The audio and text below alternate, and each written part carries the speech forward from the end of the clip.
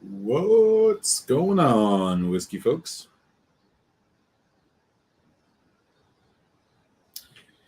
It is Friday. Friday. And then that only means one thing, that we are free from the shackles of wage slavery for 2 days. Well, most of us at least.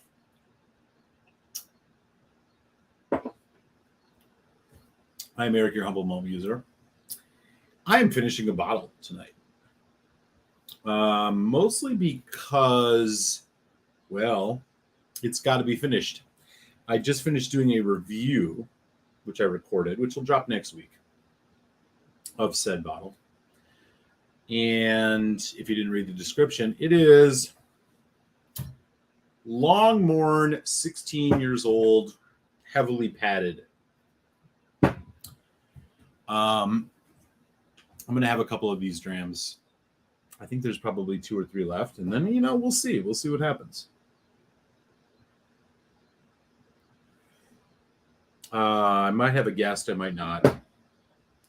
My brother is flaky. Who knows? But let's kick off the weekend in style. What's good, everybody? I see we got 2 folks in already, man. Say hello. Drop your presence in the chat, and I will acknowledge it, which is the way these things usually go. Surprise live indeed. What's going on up in Ontario? Which really isn't that much up from me, but, you're still in Canada. How are things up in Ontario? Things are quite pleasant here in Chicago. We have a really nice, it has been a beautiful week. We had like 82 degrees today, no humidity. Can't complain. I hope things are similar up by you in these, what do they call these? The dog days of summer, whatever. I hope it's nice. I am, I'm just going to do a little impromptu live because I just finished recording the review for next week, and this bottle is near the end, so I figure why not go on a Friday, hopefully create an opportunity for some folks who don't get to come on Tuesdays, as well as the folks that do, to hang out. I'm assuming if folks are having some drams. I'm drinking this one, Lognmorn 16. I am not going to disclose what my final score is on it, of course, but of course we're going to talk a little bit about it. Yeah. Okay. You got the same weather as we do here in Chicago. That is not the case for our friends out west right now. Usually it's our friends in the south. Now it's out west, where the heat wave madness has been pretty intense, I hear. Speaking of the birthday boy, what's up, D-Pass? Happy birthday, man. I did not check with him if he wanted me to disclose his birthday was this week, but I'll ask for forgiveness, not permission on this one, brother. Happy birthday to good friend, Patreon supporter, all in all, whiskey gentleman, Mr. Donner Pass Whiskey. Good to see you, sir. How is your Friday going?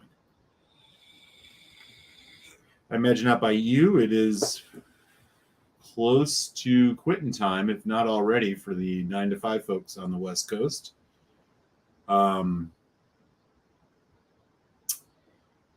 Yeah. Just 1 second, y'all. I got to check something real quick. Anyways, I'm checking out a whiskey that I have been sitting on for quite some time. A whiskey that's been in need of a Malt Muser review. And it's finally got said Malt Muser review. It will drop next Friday for you Patreon folks. Of course, it will be a bit on the earlier side, probably Wednesday, maybe Tuesday. I don't know. We'll see. And it's this Lognmorn 16. Yeah, Lognmorn 16. This is one of those whiskeys that's just been sitting there on the shelf for a while. Every once in a while, you just got to spend some time with the dram. And I've done that since I got off work today. And that included me finally feeling like I had the understanding of this whiskey enough, and it did take this long to record a review. So that'll come next Friday. So I'm going to sip this. We're going to finish this bottle. Who knows if we'll go further? The night is young. It is only 7:05 here in Chicago, Illinois. I see our friend Brad Porter is in the house. What is up, Brad? Brad joined just as we were signing off on Tuesday, so it's good to see Brad over there in Detroit. How's it going in Michigan, brother? Happy Friday. You got anything in your glass tonight? Glad to hear that. Our heat wave ended today because of fog like smoke from the nearby mosquito fire. Jesus. It has bolted out the sun. Blocked out the sun. Thanks for the birthday wishes. Having some special gems to celebrate. That is what I want to hear. I'm really glad to hear that. I would expect no less from you, Donner Pass. Drink in good health, my friend. Happy freaking birthday. And some love from Gary as well. Glencadam 15 in the glass, delicious for Brad Porter. So Glencadam 15, I really need to get around to. I have a bottle of it, and it was a relatively inexpensive one. I got, I think maybe lucky. I don't know. It was like $70. This is over a year ago. I've done reviews of a couple Glencadams, including the Glencadam 13 Reawakening, which I quite liked. I think I also did the Glencadam 10, what's it called, Origins or something. Solid. And I think I did a live, perhaps even with Telex, of the Glencadam 21 years old. Also quite good. They're a straight up solid distillery. You know, like everything is at integrity presentation. And I think increasingly over the years, and maybe this is a good question for some of the folks in the chat already. You know, over the years, I have become a bit more, and it's not just because, watching Ralphie or whatever, although I think Ralphie's right. I've just become a bit more of a stickler for integrity bottlings, at least on the ABV side, if nothing else. Well, ABV and then usually either age statement or non-chill filtration. Color is the one I care about the least, but I still would like a natural color. And with the way prices are these days, so a little bit of a note here. So, I'm finishing up this Longmorn 16 here. When I bought this, it was like $80, $85. Good price for a 16-year-old whiskey at 48% non-chill. Well, guess what? When I was putting together my review, I've been, of course, doing some research just to make sure I'm sharing accurate price. This is like $120, $130 now. Prices have gone outrageous on Scotch, or seem to be trending that way as much. There are a few exceptions here in Chicago. The Lagavulin 16 has finally came down from its $100 peak to like $80, which is about where it should be given inflation. And, it was usually $65, $70 when a couple years ago. Okay, $80 makes sense. So the prices dropped on that, but everything else is either going up or about to. Spent the day reorganizing all my whiskey cabinets, now drinking the 19-year-old Trevon. Is that the new batch 3 Trevon? I have a batch 2 Trevon. I have not opened it yet. Somehow, yeah, there it is. It's hiding behind the dark cove there. I got to get on that.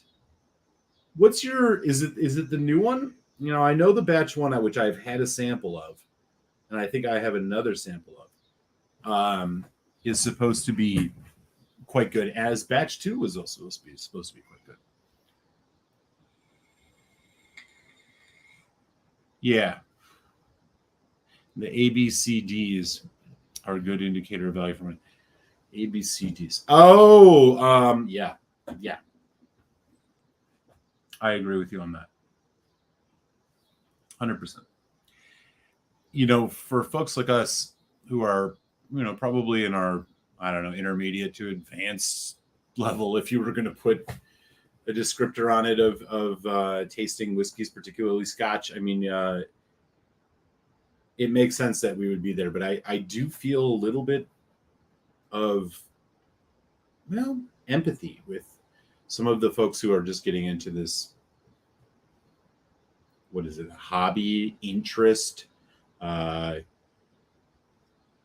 enthusiasm now, because I feel like the difference between the price when I first started getting this, like 2016, 17, versus and the price increase we saw through like those couple of years versus what we see now, and now is much worse.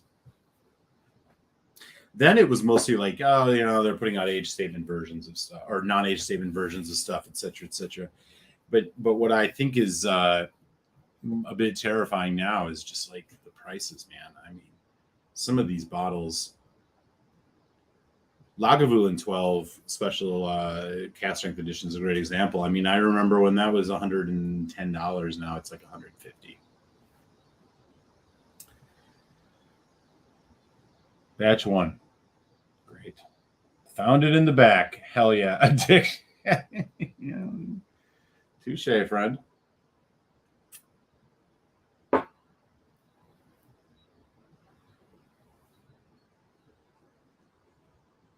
Oh, Kenneth's in the house. What's good? Yeah, man, a lot. I'm finishing a bottle. I just finished my review of Longmorn 16, which will drop next week. If you're on the Patreons, it'll come earlier. But yeah, and I noticed I just had a couple of drams left, so I figured the hell with it. I'm gonna let's pop on live on a Friday, see if I can connect with some folks who I haven't seen in a while, and finish this up with y'all. It's more fun. I love Longmorn 16, great whiskey, but the prices do $20 or more. Yeah. Check my review out Friday. I get into that extensively. Hey! Alberta, Canada, somewhere near Calgary, if I am not mistaken. It is our erstwhile friend who I have not seen in a while on the live. It's Mr. Ben Demon Hunter. What's up, brother? Longmorn 16, man. How are you doing on this Friday? What time zone are you, by the way, in Calgary? Are you also Central Time like I am in Chicago? Or are you Mountain Time?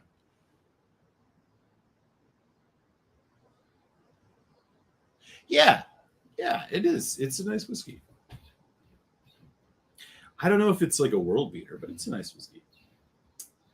And I talk about a little bit of this on the forthcoming review, but what I've understood is that the 16 that came out before this, before they reformulated it back in 2016, it was a little bit less first fill bourbon. This one has more first fill bourbon. I've not had the older one. Broke my back window of my van in your MSC. Oh, shit. That's no good.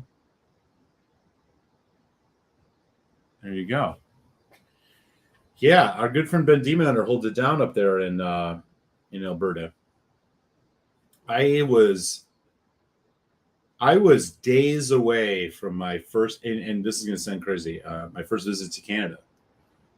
I planned to fly to Calgary, and I was going to drive to Jasper and Banff National Park over there in the Canadian Rockies, and then drive to Vancouver, fly home from Seattle, and then COVID happened. So I missed out on my opportunity. Somehow, and I've got to do some decent international travel in my life, but I unfortunately somehow, some way, I have not made it to Canada yet. So that is still a trip I want to take. There's a good chance, I will. There's a good chance that I will be in touch with a bunch of those folks who are in that area. Should I make that trip a reality once more? You might be right about that. Maybe it was a 15th. Maybe it was a 15th. But I thought they had a 16 and then they changed the 16. But I know they did have a 15 too. Look, Longmorn is a distillery that, I think, and Kenneth, you'll probably agree. I mean, nobody really, they'll get a lot of attention. They're a mixer in terms of, well, not a mixer, they're a blend. This is one of those whiskeys that you find in, I think, makes up the predominant amount of Chivas Regal, which at some point in time was a admirable thing. I don't know if that's the case now. And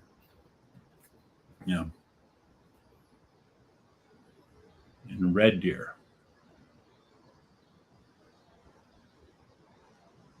Okay. All right. Well, maybe I'll be having a dram with Ben Demon Hunter one of these days.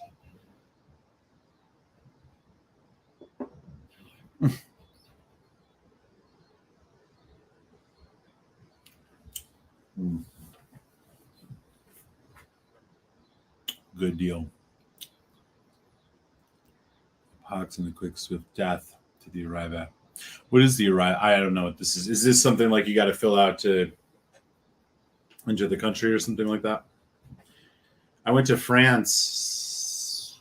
When was that? Last year? Close to around this time. And, I had to sign a bunch of documents saying I didn't have COVID, all this. And then, but coming back to the United States was much more intense. I mean, I had to have a test within 72 hours, which, again, at the time, I don't want to get into a huge debate about COVID, but, it was probably somewhat reasonable. But it was harder to get back in the States than it was to get into France. Even as a citizen of Estados Unidos. Nice. When did the colors start changing up by you? I got a fishing camping trip planned for October up in northern Wisconsin. So I'm in Chicago, Wisconsin, where I'm from, just about an hour north of here. And then, of course, you can go up to 6 hours north to get to the northern part of Wisconsin, which I'm familiar with. I'm going to do some camping in October. I've kind of timed it for the fall colors to be in full bloom mid-October. Curious what time you start seeing things change around you guys in Canada. We got 10 folks in. What's up, y'all? Happy Friday. Smash that like button if you can. If you haven't subbed, I'd love to have you sub too. And of course, join the chat. Let me know where you're at. I'm about to pour another lognmorn 16. This whiskey's boring me, which is I think I got 2 more drams left. Maybe a Quig size. There's a little Quigger left in here.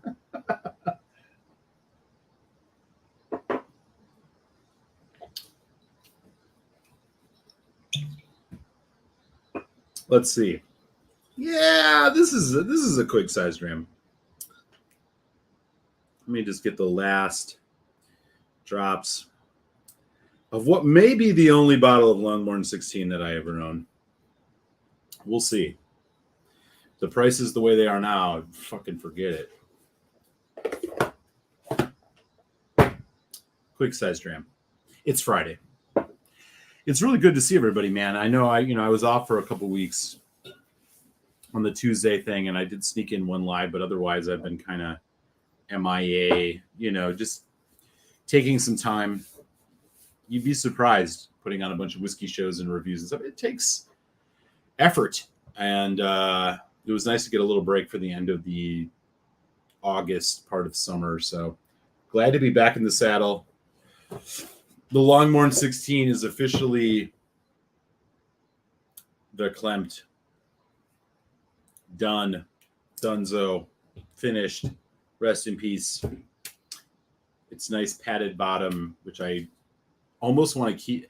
Well, the bottle is not in itself magnanimous in any part of its design. I mean, it's not, in my opinion, like a Balvenie bottle or a Glenmorangie bottle, which I think are really nice. This would be a good potential decanter bottle /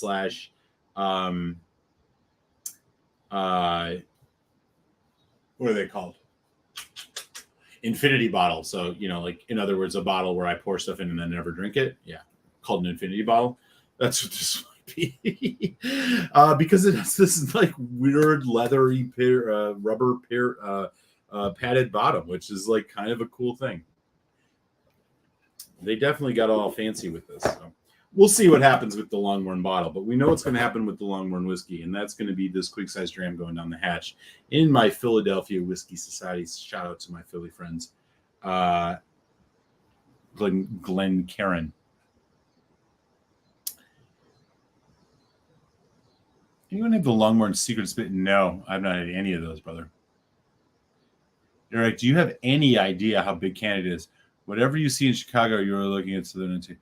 I do have a very good sense of how big Canada is. And I mean, yeah. I think what I was curious about more is when the colors start changing in where Ben Demon Hunter is, which I assume is north latitudinally from you. But I don't know where you are in Ontario either. If you're closer to Toronto, you're closer to me. If you're in northern part of Ontario, you're farther north than even anything in the United States. So I was just more curious about that, if that helps clarify. Craft brown ale. Now back to Tomatin, either the 18 or the Kubakken. Okay. You know, I have one of those original bottles of the Kubakken. I've not actually tried it. The Tomatin 18, great price on that. Those are relatively inexpensive here in the U.S. What is your general thoughts on that, Ben? I'd love to hear.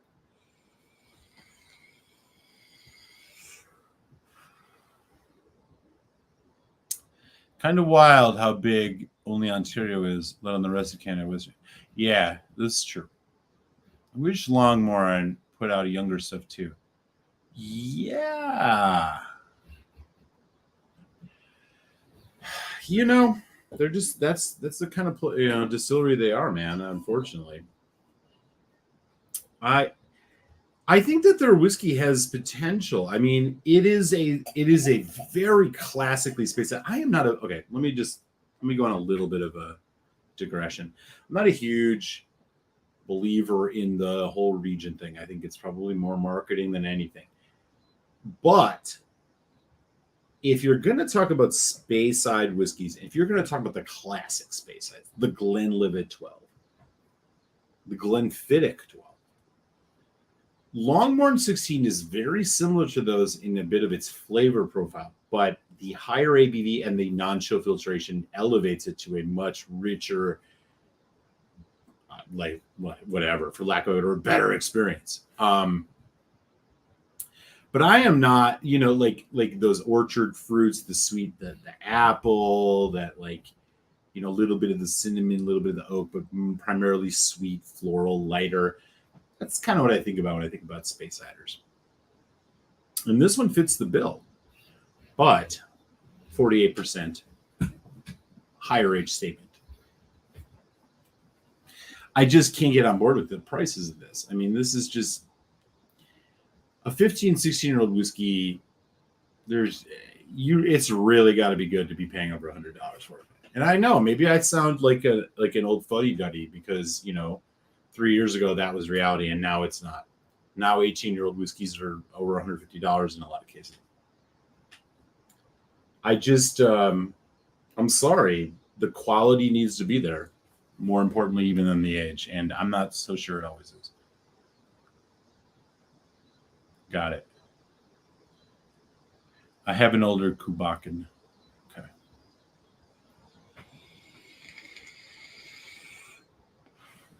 Yeah, and it's happening to Scotch, dude. I mean, bourbon is obviously the worst, especially if you live in the States. You see it firsthand.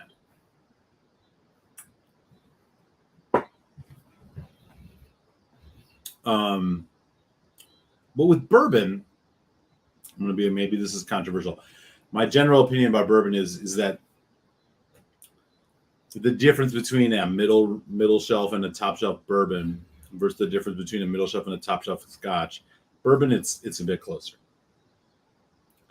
Scotch, light years, and that comes from the differential and just cask influence. There's just so many more variables with Scotch. Bourbon, look, I mean, there are some really great bourbons over $100.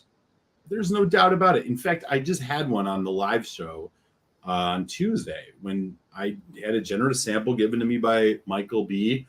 over in Maryland of like a limited edition 16-year-old fucking Four Roses small batch. It was incredible. But a bottle of that is probably like $600. I'm sorry. Like, I'm not going to pay that. The difference between that and a Four Roses small batch is not as wide as the difference between a Brook Lottie, a classic Lottie, and a Black Art fucking 7.1, right? It's just not, in my opinion. So with Scotch, I'm a little bit more willing to pay more price than I am with bourbon. I do not usually go over $100 with bourbon, and unfortunately, that may soon be. My hand might be twisted on that because bourbon prices are just what they are. But I don't buy very much bourbon. In fact, I'm drinking down my bourbon more than I'm buying new bourbon. Not because I dislike it, just because it's just not as interesting to me. Top 3 unpeated scotches I've ever owned. He says to Matt 18. Wow, that's a hell of an endorsement. I've never had it. Maybe I need to buy one. Yep, totally. You're talking about the space? Yeah, 100%.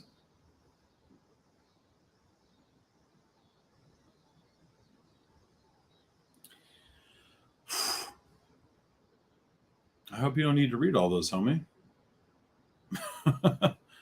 Yeah, I was going to stock up on good value scotch, but they went up a bunch. Now going to buy them in the whiskey world in the UK. Yeah.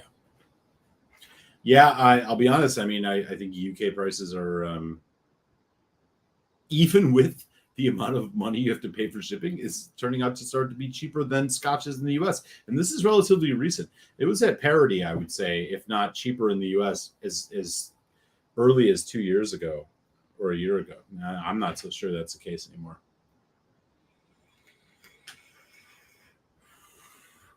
Especially Springbank. I mean, we've all seen that.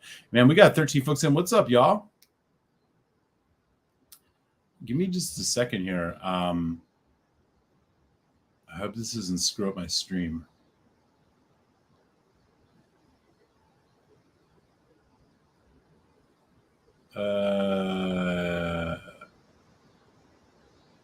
Let's see here. Oh, no. We're good. I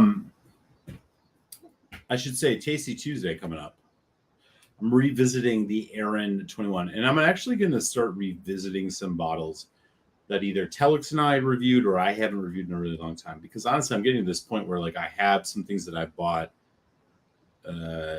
second versions of, and I think doing some revisiting of some whiskeys and spending some more time with them versus what my palate was 4 years ago is something I'm really interested in doing. So we're going to check out the Aaron 15, or no, the Aaron, the Aaron 21 on Tuesday, and then I'm going to try another Kilhoman. Another freaking Kilhoman, because people keep sending me Kilhoman, y'all.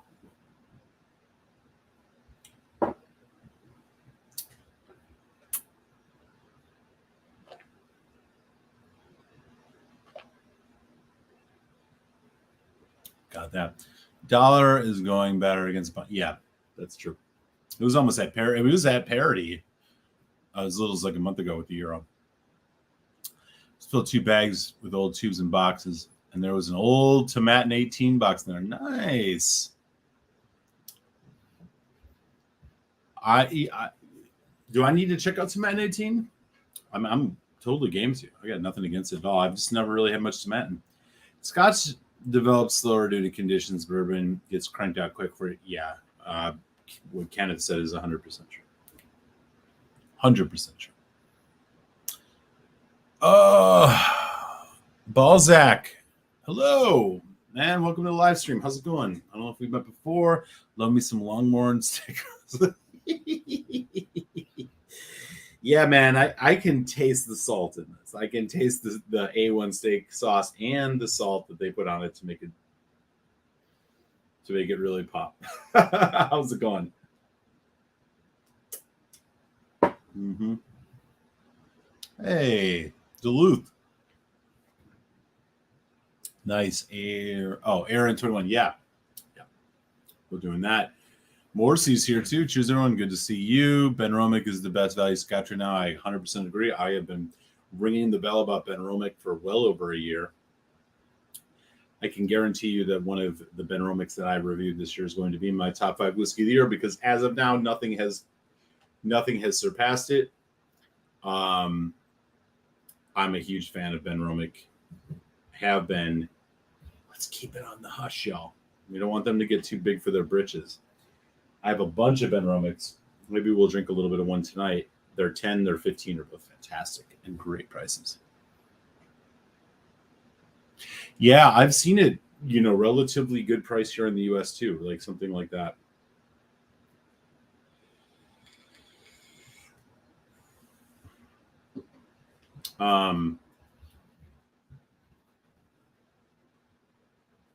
Hey, Vancouver's in the house. Indy. What's up, man? Been a minute. How are you? Thanks for joining the Rando live stream on a Friday. Nice. You recently uncorked Aaron 18-2. Had both interesting contrast. 18's first little sherry bomb and refill. Yeah. I've not done a full review of the Aaron 18. In fact, I think I got the 21 before that. Telix and I tasted the 21. And it might have been 2 years ago on our when we were doing our show. So it's been a minute since I've gone back to it.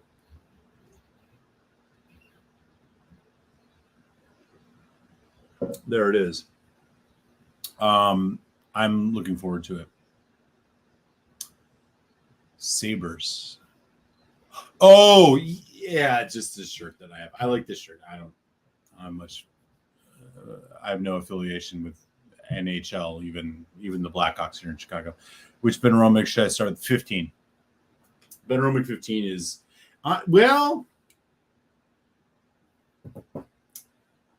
dude, I would say in terms of accessibility and stuff that you can find, the 10 and the 15, you're going to be like, 43%.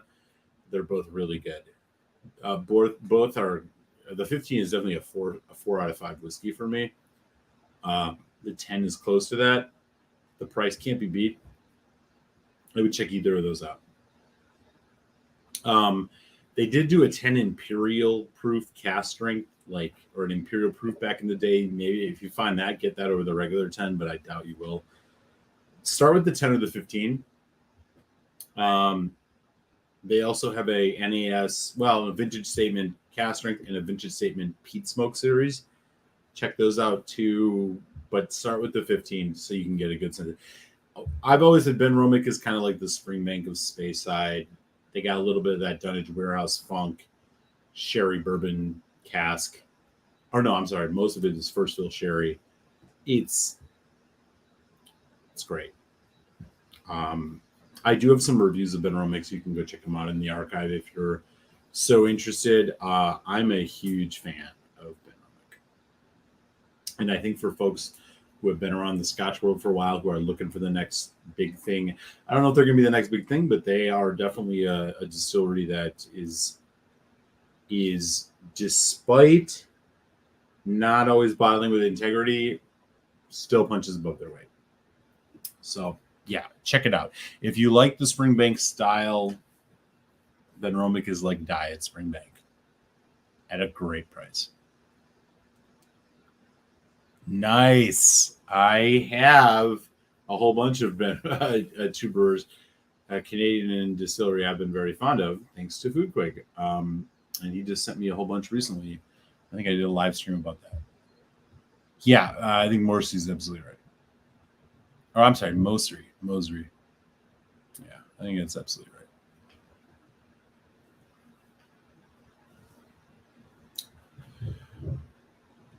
Yeah, definitely, man. Definitely. Cheers, buddy.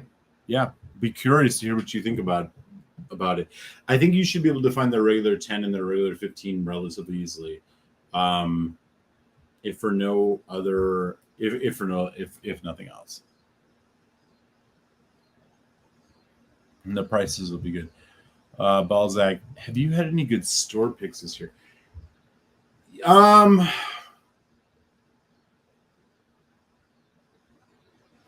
Yes, I did visit the New Riff Bourbon Distillery. I got a nice store pick of a single barrel rye from them. Um, what other store picks have I had this year that I thought were? Oh, I just did a last Tuesday. I did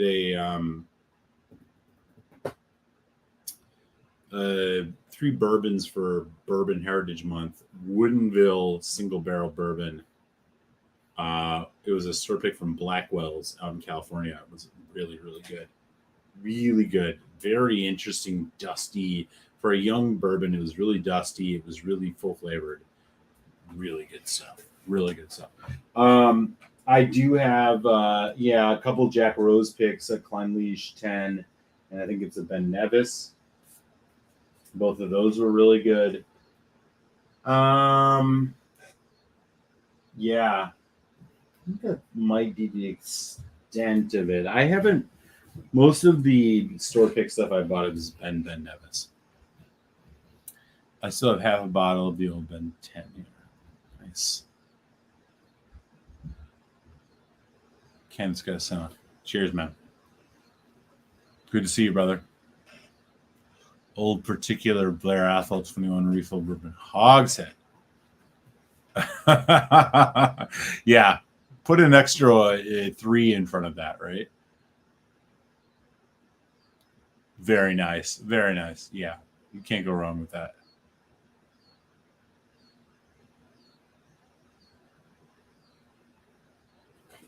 Okay. Yeah, I don't know the availability of Benaromic up in Canada. I have a UK cat. So, maybe we'll open this tonight. I don't know. I have a single cask. This one's been sitting here for a while. UK exclusive, distilled 2011, bottled 2019. So this is one of 319 bottles, an 8-year-old first fill sherry, 60% ABV Benaromic with the old labeling. Maybe we'll open this tonight. I don't know. It's not the overly peated one, but they are all somewhat peated.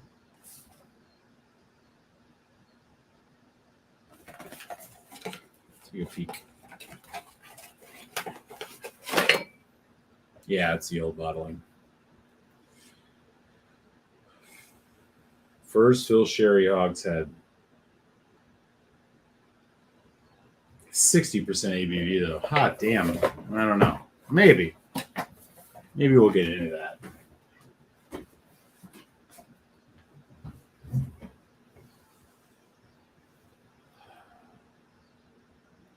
$14 folks in, but only 7 likes.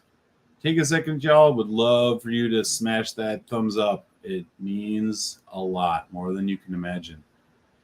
Comments are even better. So the podcast of 14 you featured in your best year recently, a total one. Oh yeah. Buy it for sure. Napo Castle 14 is amazing. Yeah, I would. $50 is about the best price you're going to find these days. That is seriously good Irish whiskey. I would buy it at $50. Even if you're skeptical about Irish, pick it up. That was my Irish whiskey of the year last year. I'm not sure about the format this year. I think I might just go back to a regular top 5 and include everything instead of breaking it up by categories, just because I'm trying to be responsive to the nature of the reviews that I've done.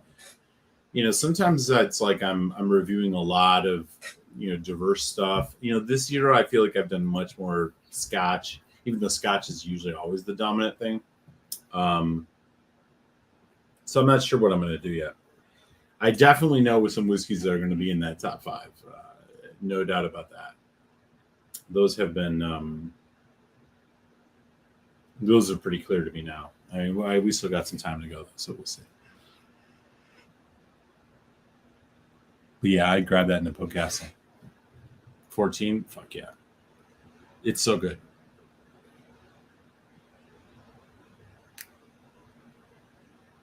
Oh, okay. And Demon Hunter, I hate my life right now. Picking up rear windshield miles. Out of grass. What happened to your windshield, man? Somebody trying to bust in your car or what? I got to get a water refill, y'all. Give me just 30 seconds. I will be right back.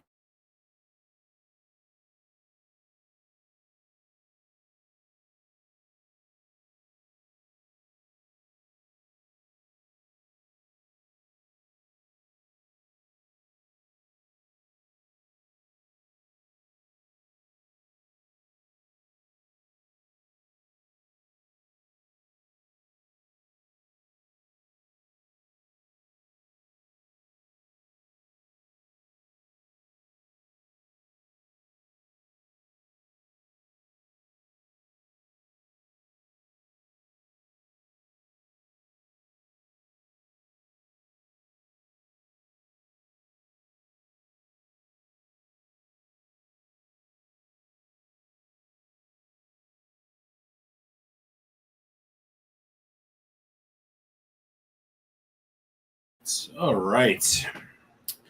We are half quick, close to a quick dram away from, or a little bit less, from finishing off the Lognmorn 16. Oh shit! Oh man, brother, I'm sorry to hear that. That's a bummer. Well, I hope you get a good deal.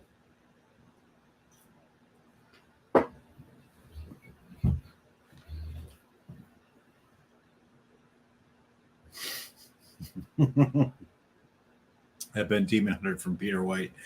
That will do it. Yes, definitely will. No doubt about that. Let me check. My brother may be joining us, Bourbon Evan.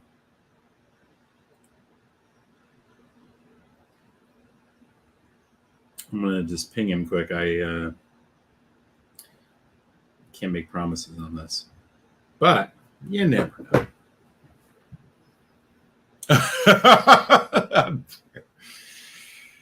Hey, man. Yeah. That's a bullet you got to bite there, brother.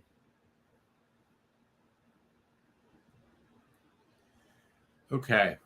I'm already thinking ahead a little bit. I think I'm going to have another dram after this, but I don't know what it's going to be. Again, this Lognmorn 16 that I've been drinking, I'm going to have a full review of this dropping next Friday.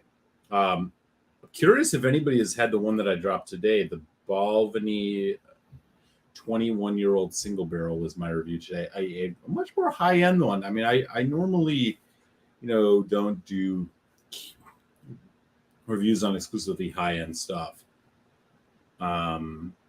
So I think this was one that I'm not sure how many folks have got their hands on, but I'd be curious to hear what people have to say about it. If they have seen it, if not, check it out. It did post this morning. Okay, yeah.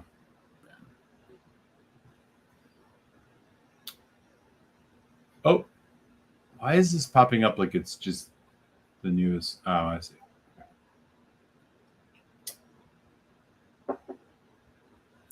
Yeah, I think I might have to get into some peat tonight.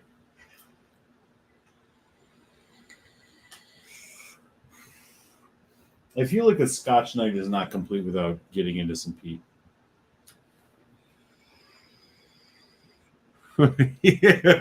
Counterpass. Yeah, right. How's that Blair Athol treating you, Donner Pass? Donner Pass has got a hell of a collection of old particulars. And they're out of Douglas Lane, right? Or is it... Am I right about that? Are they out of Douglas Lane?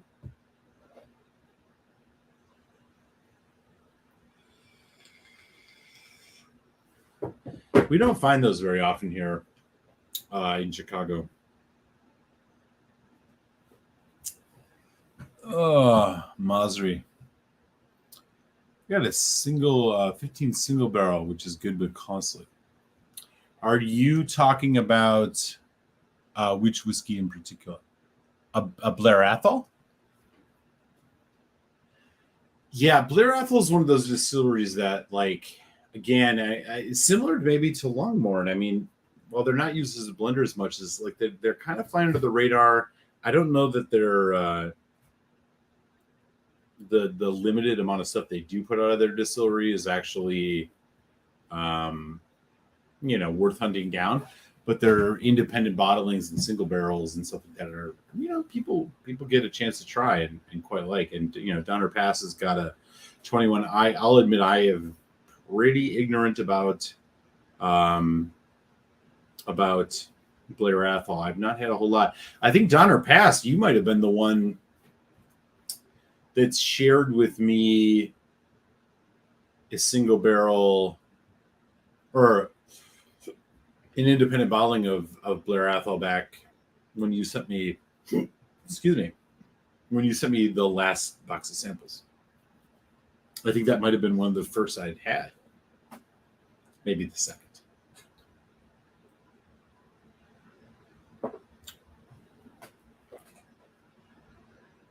Has anybody got strong opinions about lognmorn? I know Kenneth had mentioned, like, they do have some like specialty bottlings, higher age statement than the 16 that they put out, but this one is kind of beguiling. I like it, but it's not. It's just not. It's a little bit rougher around the edges than I expected. Oh, Balvenie 15. Oh, yeah. And you probably know the trick with the Balvenie 15s is you got to look in those tubes. Sometimes they're real dark, which means they're first fill. Other times, they're a little bit more, they're opaque, but they're not as deep dark red, which I think signifies second fill. They don't differentiate this, which is just so weird. Like, they put these out. I get it's single barrel, but like, why not just disclose it? They know what they're bottling. I have so this is the one that I have. I mean, look how dark this is. If you go to the store and look at the bottle of the Balvenie 15 single barrel, these are all sherry. They're not all that dark. You kind of got to look, because sometimes they're second fill. And now maybe you want second fill. I don't know. But yeah, it's a strange thing that they do with that. John R. Paswinski says, Blair Athol is pretty much all indies. Most go to Bell's Blend. Yes, that sample was from the Bell. Oh, gotcha. And here's Brad Porter over in Detroit. I'm sipping a second fill single barrel Balvenie 15 right now. LOL. It's really tasty. I've never had the first fill before. Okay, yeah. And so, again, like, they don't differentiate. They don't tell you. You got to look at them. Sometimes you'll be able to do an actual comparison in the store if they have multiple single barrels. But most of the time, it's like you just got to look at it. And if you've, drink enough scotch, you'll know if it's like a first fill or not. And again, I mean, with something like Balvenie, I'm not necessarily wedded to the idea that a first fill needs to be the way to go. And that's primarily because, like, Balvenie's malt and the quality of the way they do things makes me like, first fill is going to sacrifice a little bit of that malt flavor, that Balvenie character for sherry, whereas the second fill maybe not. I've not had the second fill, so I can't speak on it. Burp. Yeah. Okay. So yeah, that's definitely not the first. Yeah. Exactly. I mean, I think the last time I went in, and again, I don't know. Look, this is a matter of preference, and this is one of the things. As much as I love Balvenie, that like why do they do this? Either make it all first fill or make it all second fill or refill. Like, make it all ex cask or refill. Like, why fuck around? Because as a consumer, I might want to do a comparison of the two. Now, the one that I have is, I almost guarantee it's first fill, but there's a sacrifice with first fill. And the sacrifice is like you're getting more cask influence at the expense of probably the spirit and the malt. At 15 years old, it's not exactly an old whiskey, but it's not super young either. And I like Balvenie's malt character. Their profile is something I really enjoy. The honey sweetness, the kind of, I don't want to say grain, but the malted barley, how forward it is in a kind of Bruichladdich way. You get notes of that, maybe not as strongly as Bruichladdich. Like, so like there's not necessarily a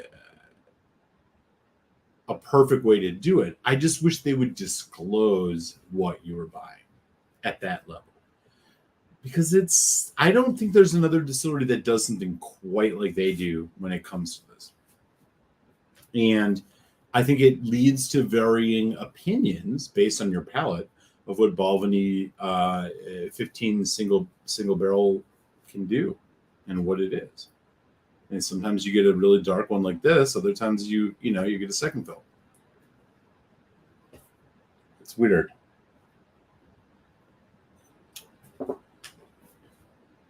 If there's one thing I'd love to be a fly on the wall on for in a distillery to see how decisions are made, it's how Balvenie chooses between the first fill and the second. Like what happens? They just run out of the first fill and they're like, oh, we need to put out more 15 single barrel sherry casks for this year. So let's just grab 19 other barrels of refill sherry and just bottle it? Or is this a more strategic thing? Is it a volume thing? Would they normally do things one way or the other? I don't know. It would be interesting to know. I mean, I think there are some folks who would say generally like a first fill is better than a second fill. And there are other folks who are like, no, like I want the cast to be an accent, not the main feature. And the problem is we don't know what we're buying unless you know to look at the color. And if you don't look at the color, well,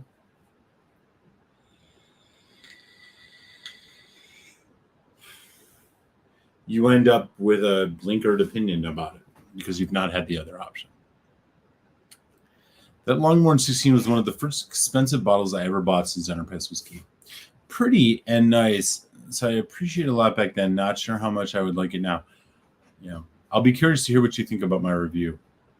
My gray kitty is mad because I won't let her out and it's raining out. She could say, yeah, mine, Winston the whiskey cat over here is hard passed out. Let me move this. Hard passed out. Keeping an eye on the card just says, Winston. Oh, I knew you weren't quite asleep. Hi.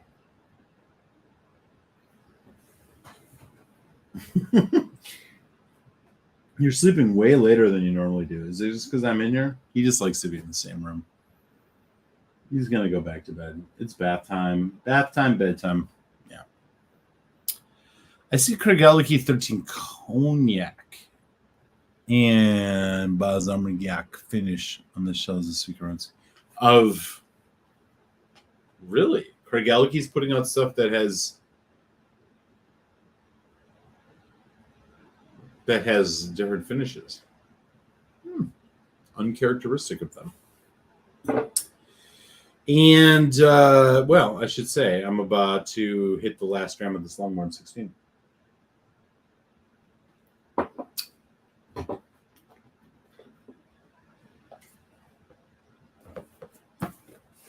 There it goes. Down the hatch. Yeah, this is bone dry. Longmorn 16 done. Review dropping Friday. What can I say? It was a fun dram to finish. I can't say that I think it's well, I'll leave it for you guys to take a look at next week. I guess I have to do that as a whiskey tuber, right? I can't just tell you all what I think. I do, however, just think like the price on this, and look, as much as Old Pulteney, I think, has disappointed most of us in their rebranding. They went to a 15 and an 18 instead of a 21, 20, or 21 and 17. I think their 18 was incredibly disappointing. Their 15, I think, is still solid. You know, but their 15 is rolling at like a $90, if not a little bit less. And unfortunately, I feel like we need to hold a lot of distillers to this standard. And like, you know, these prices are getting away from us. The Craigellachie. I love the Craigellachie 13. I have a bottle of Craigellachie 17 over here. That, you know, one of these days I think maybe I'll do that as the next whiskey show after the Aaron 21. I think maybe I'll do that as a uncorking. I like the Craigellachie 13, and much like Glencaddam, I mean, I think these are some of those more funky, interesting Speyside whiskeys. Well, here we go.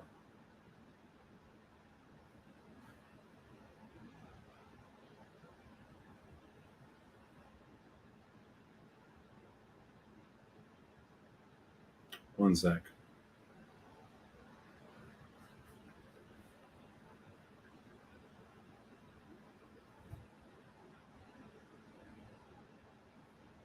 One sec.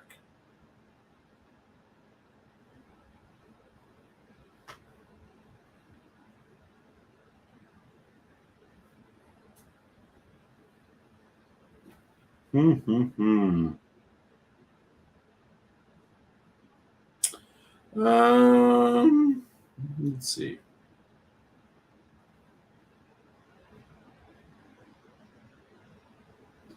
What is the plan going to be?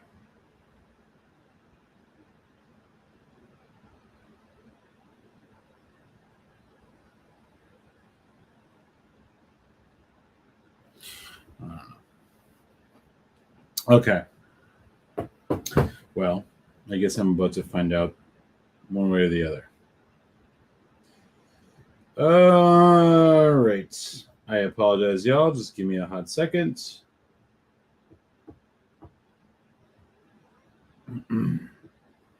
Okay. The lognmorn is killed. I am not sure if my brother Bourbon Evan is going to join. So what I'm going to do, in fact, I know exactly what I'm going to do. I'm going to sip on the bourbon to get my palate ready. This is the Bourbon 33, batch 33 from Barrel. I'm going to pour a bit of this. And if he decides to join in the next few minutes, great. If not, it'll be what it is. We got still got 9 folks in, which is great, man. How's it going, everybody? Happy Friday! I'm curious if anybody got to join the show on Tuesday and had any opinions. Oh, let me ask you this: would you pay $250 for a bottle of Ardbeg Scorch Committee release? I mean, I have one, but it's open. Would you pay that much? Let me know in the chat. Ardbeg Scorch Committee release, $250. Would you pay for it?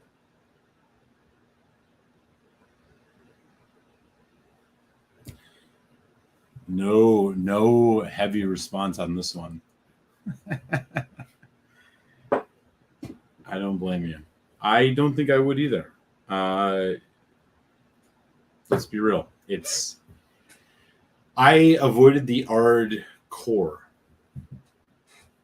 The Ard Core was I think the latest release. I've walked into my local Binny's, which is a liquor store here in Chicago. I think 3 or 4 weeks in a row to get beer. And every time I walk in, there's still a bottle of the Ard Core sitting there at $130. The limited release, not the committee release. Committee release, I would still buy it at $130.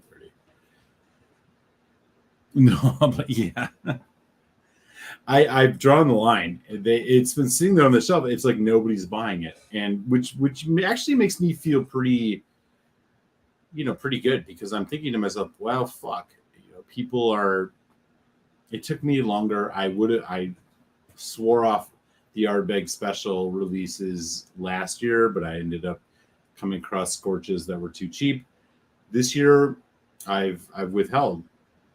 And I wonder if they're reaching their pain point here, that people are just not willing to spend the money on it, and nor should they, because everything I've heard is it's pedestrian, which has honestly been the case with everything in the last couple of years. I think maybe the only good one was the Ardbeg committee release of the black. But before that, I mean, you go back to the Grooves, which was 2018. The drum was awful 2019. They've not put out a lot of good stuff. There's not much. I mean,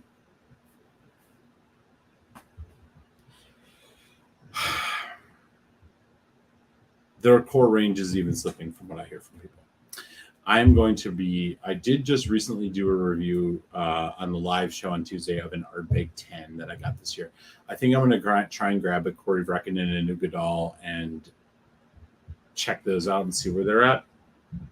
But for the most part, it seems like Ardbeg might be turning the corner for the worse. Like they've been pushing the limits with their special releases for a while now, but it's not affected their core range, and now I'm concerned it might be affecting the core range, which would be really bad because the 10 and the Ugadal are two of my favorite whiskeys ever. It is what it is. Okay. I am going to grab some dinner, and I may be on later tonight if my brother Bourbon Evan wants to hang out. But thanks for joining me for the Kill of the Lognmorn 16. Again, full review dropping next Friday. I will also, for Patreon supporters, this will be early in your inbox, patreon.com, Mr. Whiskey. And with that, yeah. Enjoy your weekends, y'all. Sludge.